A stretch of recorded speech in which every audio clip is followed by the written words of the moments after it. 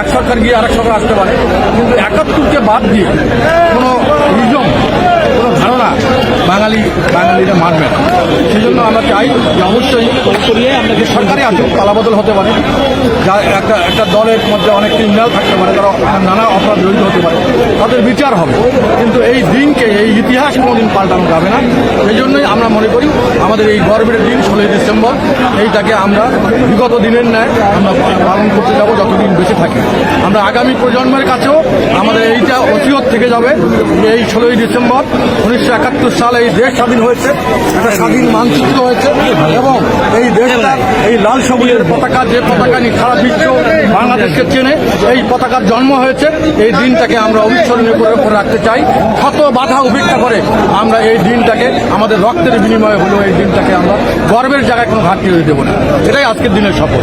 একটা বিষয় যে কিছুক্ষণ আগে আমরা দেখেছি যে বন্ধ ছিল প্রধান ফটক, এরকম তো আসলে কখনো হয়নি। এই বিষয়টা আসলে আপনার কেমন? এখন এটাও হলো এটা কারণ আমরা বুঝতে সমস্যা আসছে যে সরকারি প্রোগ্রামটা ঘোষণা করা হয়েছে।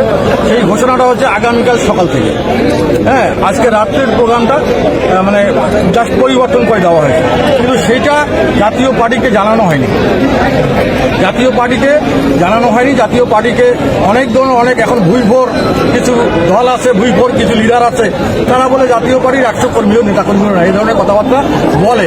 আমরা জাতীয় পার্টিকে যখন ইনফরমেশন দেওয়া হয়নি, তাহলে জাতীয় পার্টিতে আমরা যে কোনো সময়, যে কোনো মুহূর্তে আমরা ফুল দেওয়ার বিগত দিনকে অনুসরণ করে আমরা যথানিয়মে আজকে ফুল দিলাম। আমরা কোনো বাধাই মানব না। আমাদের কথা হলো জাতীয় পার্টি আমাদের সেই ঐতিহ্য, এবং নিয়ে আমরা আমাদের 9 বছরের সুশাসন দিয়ে দেশ শাসন করার অভিজ্ঞতা আছে। আমরা একটা দীর্ঘদিন থেকে রাজনৈতিক দল, আমাদের প্রতিষ্ঠিত রাজনৈতিক দল, সেই দলকে যদি বাধাগ্রস্ত করার কোনো চেষ্টা হয়, অপচেষ্টা হয়, সেটা তো আমরা রোখার চেষ্টা করবই। এটা আমাদের দায়িত্ব বলে আমি মনে করি। সেই হিসাবে আমরা মনে করি যে ৭১কে বাদ দিয়ে কোনো ইতিহাস বাংলাদেশের রচনা হতে পারে না।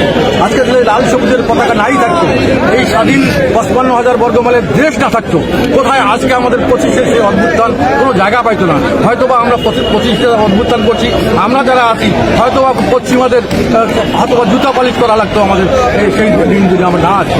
সেই জন্য আমরা মনে করি প্রথম ৭১, তারপরে আসতে পারে অনেক ইতিহাস, অনেক পট পরিবর্তন আসতে পারে, সেটাকেও আমরা সাধুবাদ জানাই। সেজন্য আমরা মনে করি ৭১টাকে বিলীন করে দিয়ে কোনো ইতিহাস রচনা হোক, এটা আমরা জাতীয় পার্টি চাই না।